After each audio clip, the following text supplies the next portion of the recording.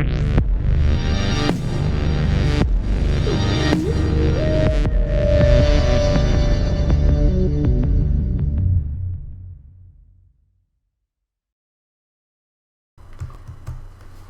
everyone, SRS here. So it has been a long time I had a chance to do the video, but still working on them, just haven't have much time lately, but here we go. So this will be a kind of complement to the Ultimate Guide, the Darklings series that was finished about 2 weeks ago. So I intend to give several sample games, just as I did for Alchemist, maybe a little bit more, because Darklings are a more complex faction to play than Alchemist, despite that some will think. This will be the first game. It will be an interesting game for many reasons. So you'll see this will be an example of a more cult-focused Darklings.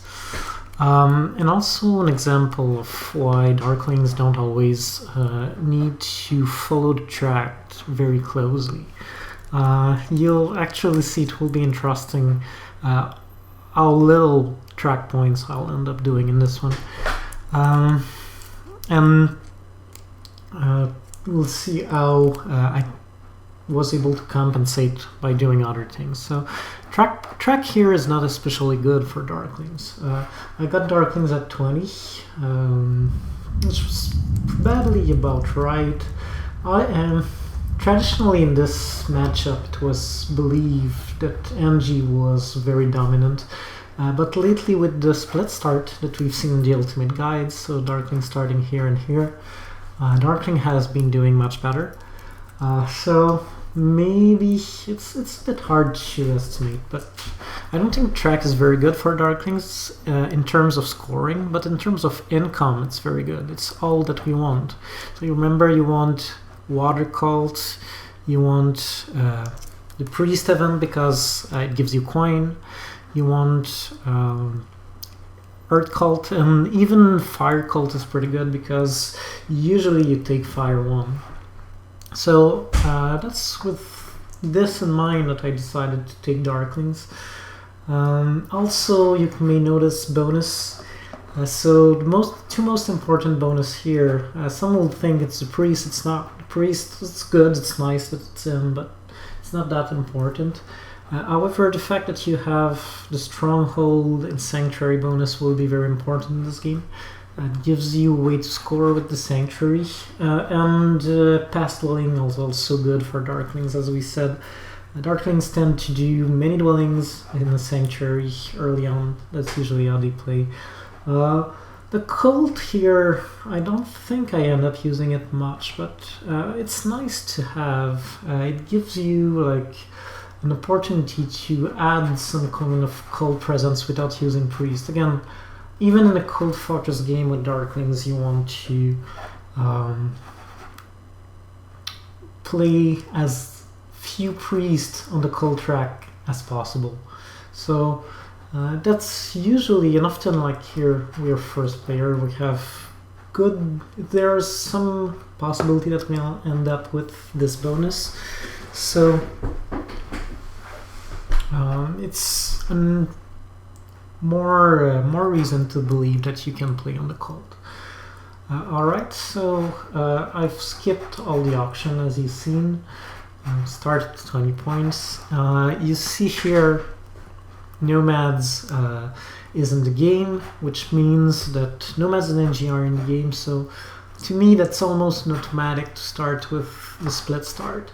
Especially in this matchup, you see the fact that Darklings start here, it often causes problem to both NG and Mermaids, because Darkling will often threaten hexes that both of these factions want. And also, by starting here, you can hurt NG. And how can you do that? You're very far from them. What do you mean? What do I mean when I say that you're gonna hurt NG?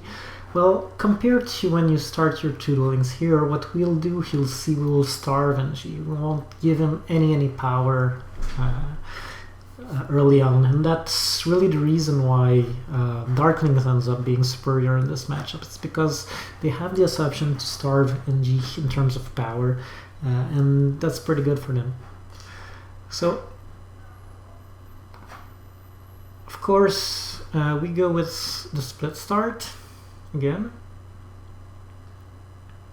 And here you see, so Mermaids went with the spade, and both the other players went with the worker bonus, meaning that we had both of these bonus available.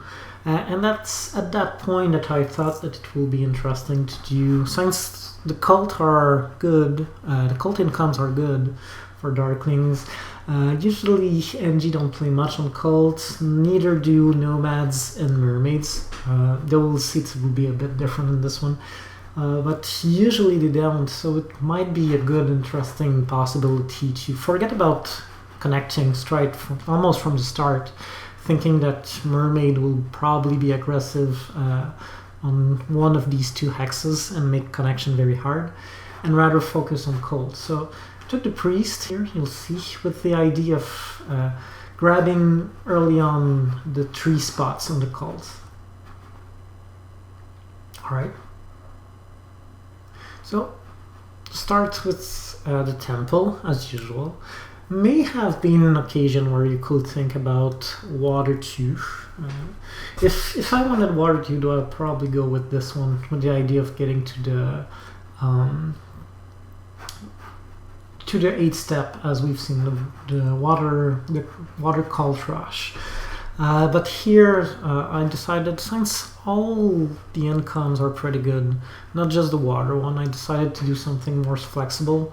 And also picking Earth 1 will help the scoring. So decided it was still alright to go for Earth 1 here. So the idea here will be to crowd the cult track because the incomes are so good. Get Earth 1 and focus then on scoring. Alright, so we get Earth 1. Everyone towns up for Earth 1. Everyone temples up for Earth 1. And you see, so that's interesting. Mermaids will play an interesting game in this one. And he went for 2 spades, even though you have the spade bonus. And then he goes for water 2. He will end up playing a lot on cold with this strategy. And what's interesting here is that by going water 2, he gets the spade. So he got 3 spades with the bonus and the 2 spades in the first round, and he gets another spade in this round from the cult income. So he will have a lot of spade that he will be able to use for round 2 dwelling. So it's an interesting strategy, definitely. What's good for me here is that I have no opposition early on the cult track. So I'll be able to continue attacking early the curl track, and that's really what you want to do. If you're going to play on cult as Darkling, you need the 3 spots because you don't want to spend many priests on the cult track. So Mermaid decided to use a spade here, which pretty much ends our plan. If we ever thought about connecting, that's pretty much a killer. That's one of the reasons why playing against Mermaids is so hard to connect. Sometimes it's better to just do something else, like focusing on cult. So we see that Nomad took this hex. It will give us the opportunity to fight for these hexes. If Nomad's here doesn't have that many power, we may be able to catch him early on this hex, although you'll see a different income in the game. And you see NG went with 2 temple early on, but no one built near him. So I did starve him, but also the Nomad and Mermaids, which is tough for NG. I mean, NG is a resilient and powerful faction, but any faction doesn't get an leech early on, it's going to be tough. Alright. So now we pass. If this hex was still available, and if, say, Mermaid expanded this way, or Mermaid didn't expand in this area, you may consider the shipping bonus with the idea of round 2 dwelling rush, as we've seen in the ultimate guide. But here you see this hex is already taken, so there's really no point. And therefore I'll go for the 2 worker and stronghold bonus. Right? So he gets his first spades of the game.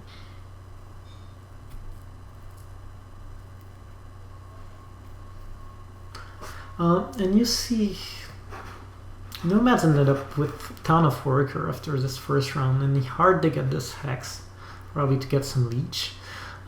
Here we could have potentially decided to go for the priest and use and build a bunch of dwellings. So maybe we build 1, 2, 3, 4 dwellings, something like that.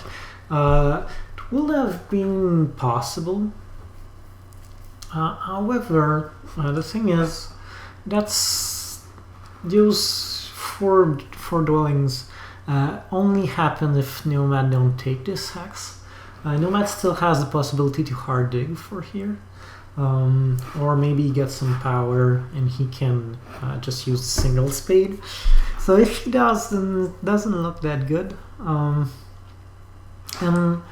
This plan also implies, it implies committing to taking the priest action before we do that.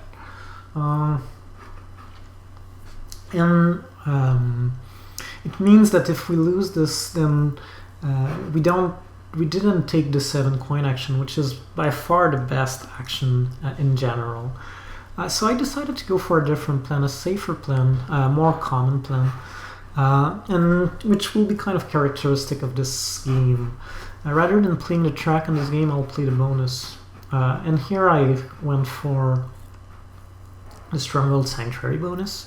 So as a different strategy, I'll go for the 7 coin action, build a Sanctuary, and build 1 extra dwelling if possible. I will see that I've found a way to do it. I'll find a way to do it.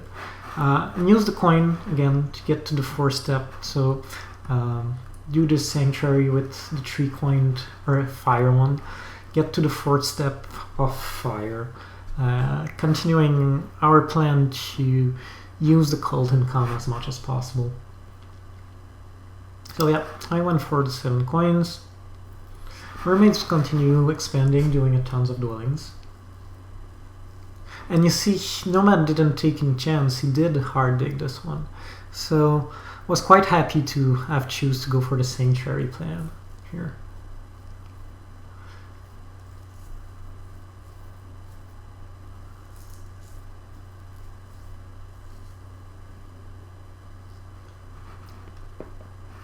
Alright. So since it's a dwelling round, I still would prefer to be able to build another dwelling.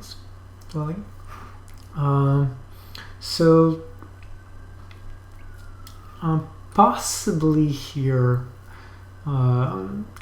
could have maybe used the priest as worker to build here, but decided to send the priest to Earth. It will give me later another spade and it will give me 2 more coins. So that's the advantage of sending the priest here.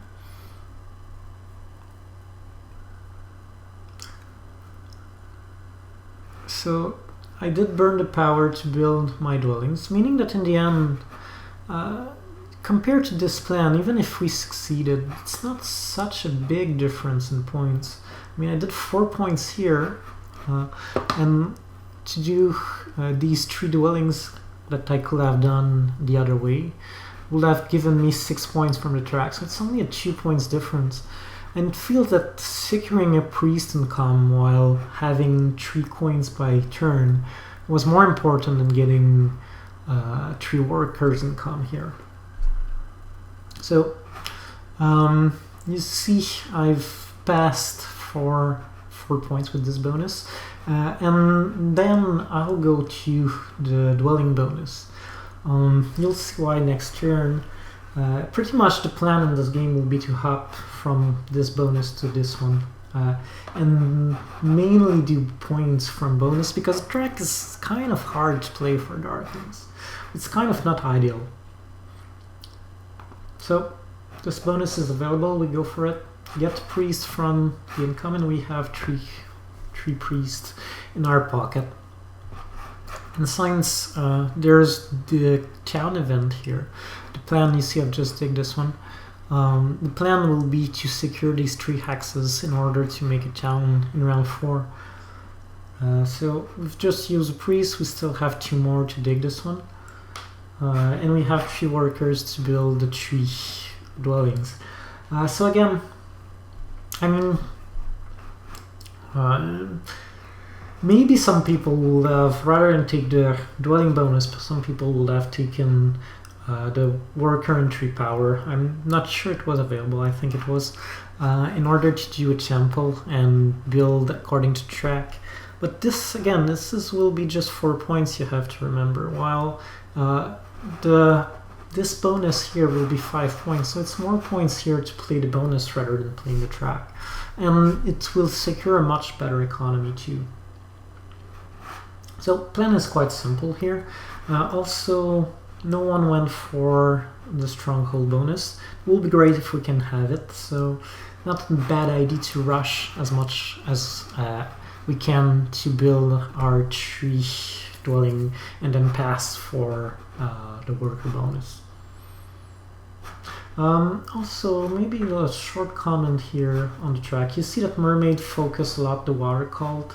You also will play much more on the cult than your usual Mermaid do. Usually Mermaid will go for fire 1 rather than water 2.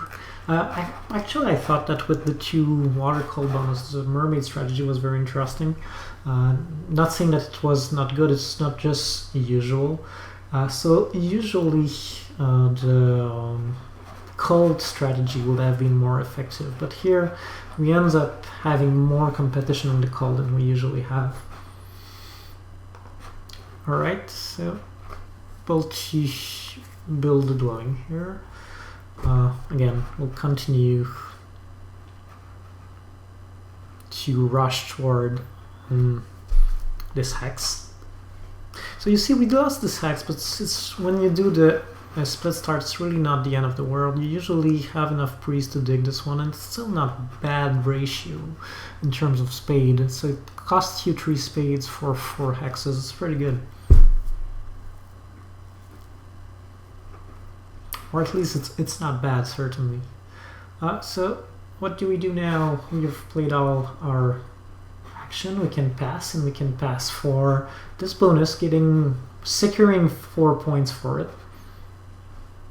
So you'll see we'll have a nice income. We have 4 priests in the house, meaning that we get 8 coin from the income, plus these 3 we have 3 more, so that's 11 on top of the 2 that we already have.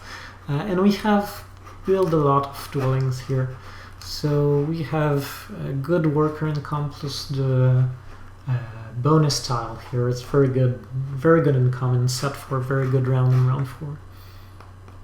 Right?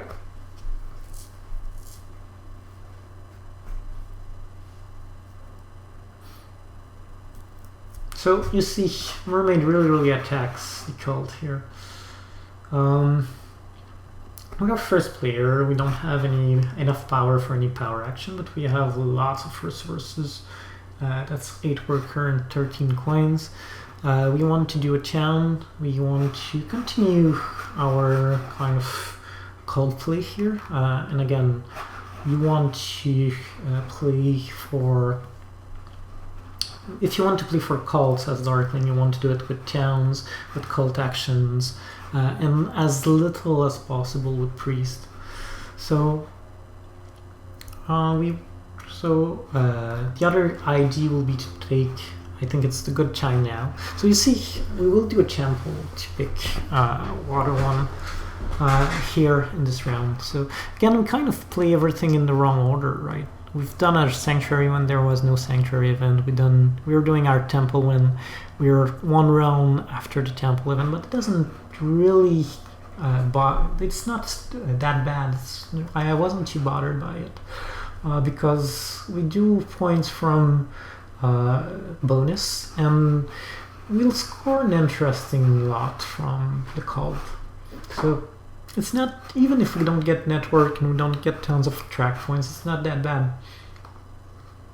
Alright, so we get the 2 key town and secure the 2 priests there. Another worker will come. Here I go for water one. Preparing to score through trading post. And you see mermaids continues kind of counter attack on the cult. So here I've dig this hex and I'll build it, but I wanted to stop here because that will be the first leech from all game that we give to Angie, the way we've played. And that's the right strategy against Angie. He wants to starve Angie. Angie can, I mean, any faction thrive from getting powers early on, but that's especially true for Angie. Next ultimate guide will be on Angie, and that's one thing you will see. Angie do more out of their resources than any other faction. It means that Leech is better for Angie than for any other faction. So by starving Angie, I think if we would have put our 2 dwellings here and just build around Angie and giving him a ton of power, I'm pretty sure, I almost have no doubt that Angie, especially Fed, is a pretty good player, so pretty sure Angie would have won this game. But here we really delayed giving him Leech. The most funny thing about it is that the first Leech I will give him, he won't be able to accept it because he's full. So he waited a long time for it. I remember him making a comment about it in the game that yeah, the first Leech he got could not take it. So yeah, built here. Want to reach this hex again, building as much as we can without having to spend too many priests. So connecting the 2 blacks is nice. And we have a good amount of points. So Angie was a little bit lower than us, but otherwise we were 10 points behind after the auction from these 2 factions. We are now not quite in the lead. Now we are. Now we are in the lead. In terms of point, we have very good cult position, so it's looking good. So pass you the points and look at what's available. Our dwelling bonus. So again, will give us the little extra points, which helps us to not stress too much about the cult track, about the even track here. So it's available, we take it.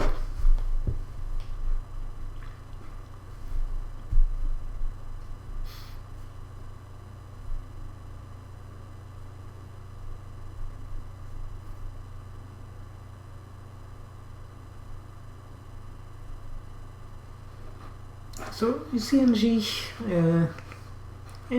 at this point I was really worried that Angie will still be able to come back. I mean, Angie is such a resilient faction, was able to build a lot in this round, have a very good round, and now he's back in the game. We will have more difficult end game, I think. Alright, so what will be our plan for this round? Our plan for this round here, again, it's a very interesting game for that. I mean, for many people, we already have a sanctuary. What the game is telling us to do is a stronghold here, and we should do a stronghold therefore. Perhaps, I mean, you go for the worker action, you do the stronghold. And I mean, I'm not saying that will be a bad plan. I think it can work, especially with the dwelling next round. You can do your sanctuary, so that's your landscape. Sorry, so that's interesting. But at the same time, if you want to use the dwelling event next round, you need some trading post up, and the stronghold will kind of kill your economy. So against what the track is telling me to do. Again, I'll prefer here to build a bunch of trading posts and set for building dwellings next round. Again, is it really could it have been better to do the stronghold here? Maybe. I'm not still sure, but I don't think it's a huge difference one way or the other. I think that both ideas were possible, and I probably maybe if there wasn't any landscape, then I'd say probably the trading post strategy is better, but with landscape perhaps stronghold would have been just as good. But I went for the trading post strategy. You see, also I didn't bother contesting these calls to Mermaid. I thought, all right, you want them, you have them. And again, we take the call town because we want to play on the calls. There was some, I don't know, well, there was some argument perhaps to have used the priest and used the in-game the priest town. We don't have that much yet to gain from the call town, but I wanted to make sure that I would at least win one. And with NG looming close by, I thought that was better to get it and get a bunch of power. I mean, that was 6 power from just the cult raise, so I thought it was alright.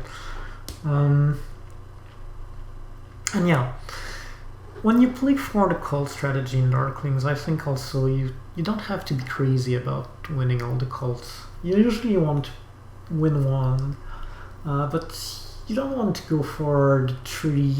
Usually you don't want to go for the 3-step favor tiles, or you don't want to send 3 priests on the same track. If someone really invests a lot of resources to beat you, then it's fine. I mean, that's what Mermaid did in this game, and you will do a nice call score, but you will have trouble doing other kind of points. I think you should not get too crazy about winning calls, and same will be true here with this competition for the air cult. You'll see that I won't bother too much about it.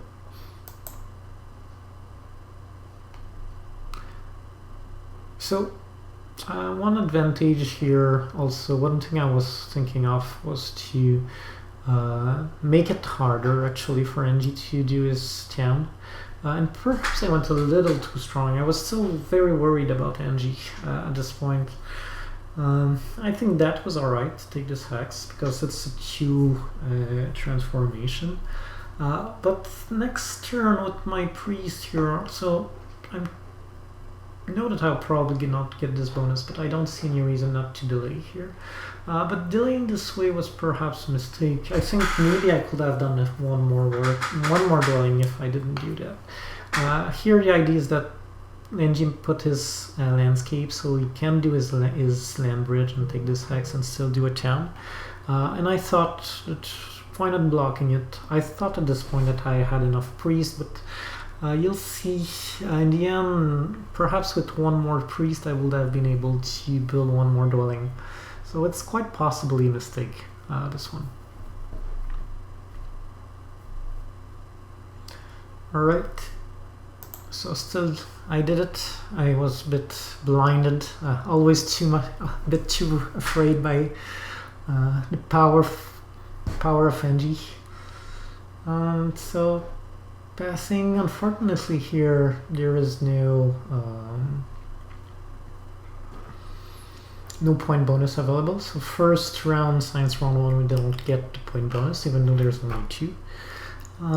and you see here that I have only 3 priests left, so cannot really, and I'm making 3, so if I take this priest bonus here, which will be tempting otherwise, I will just lose a priest. Here though, it's quite good to have 6 coin and a cold bump, so I just thought it was not a bad pick really to go for this bonus, went for this one. Also, I was hoping to do a bit better in the last round. You'll see I'll come just short again because of this mistake, kind of misevaluation that I did.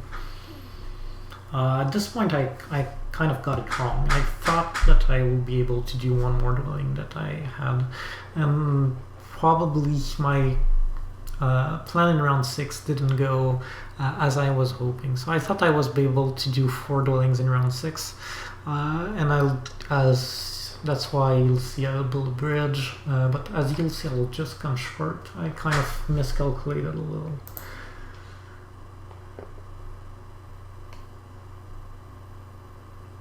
So last round is quite simple. As often in Terra Mystica, this last round is mostly execution, and my execution here is not perfect.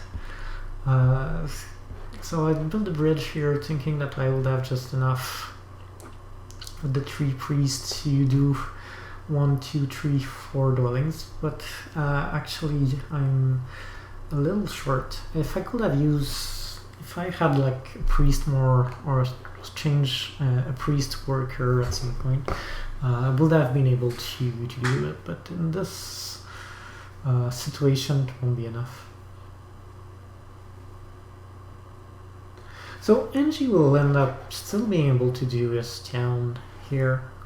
Whether it was a good idea or not, it's another question, but didn't gain much from blocking this hex. Definitely a mistake.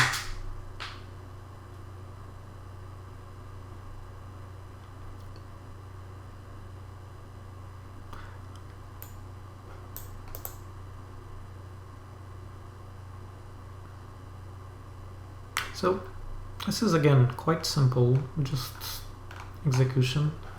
Build as many dwelling as you can. Now I want to do a temple, a trading post, and a dwelling, and I'll be just short. Possibly here, if it was giving me one more dwelling, I could have gone for 3 earth with the cold bump here. 3 air. Cold bump to get the 4 power and have the resources to build the last dwelling, but I mean, this favor tile is 4 points, so the dwelling would have been 4 points. It's not such a big difference. Maybe I get 2 more points on the air track this week, but here I don't have enough resources. I'll get 1 coin from the cold bump on the air, but yeah. If I went for 3 air and had 1 more worker from not terraforming this early on, I would have been able to do it. So with this favor tile, I'm able to pass for 4 and ends up with 125 with pretty good. I mean, the final situation is pretty good. So 125 is a lot of endgame points, and the position of the cold is pretty good. So that was enough for the win. You'll see that Mermaid actually had a pretty good game too. We'll end up relatively close to the final score. So we can just go to the end of the game here.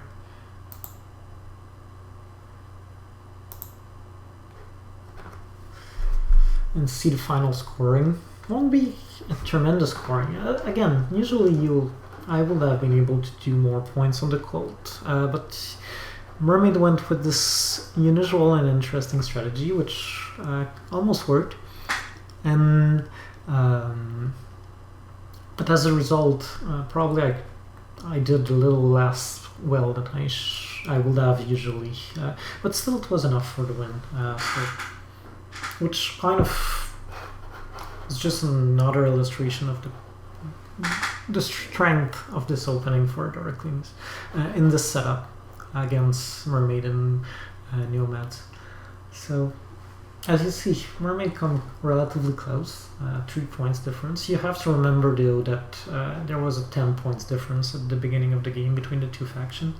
So if it was on Snowman, if it wasn't an action game, it will not have been that close. But here we just had enough to hold for the win. Alright, so wonder if we can see here the results. Sometimes it kind of bugs. Let me just refresh. I think I have to go here. Yeah. So you see, interesting in this game how little we scored from the track. We did almost. I think the only point we did from the track, if I'm not mistaken, is the 5 points for the town event, and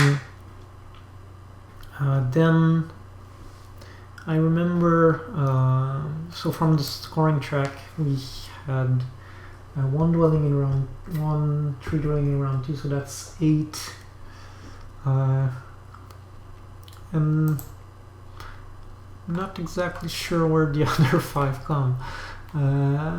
So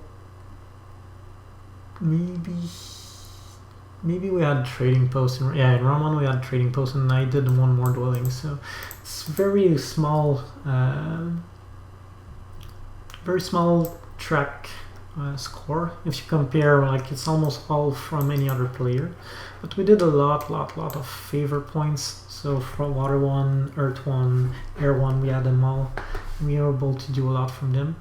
And bonus, so we played bonus very well and got as much point from bonus as we got from the scoring tile. So when you combine the two, it's not a bad score. It's 36. It's not too bad, at least. And since we were able to use our faction ability to do a lot of points and have some scoring from the cult, it was enough in the end for the win.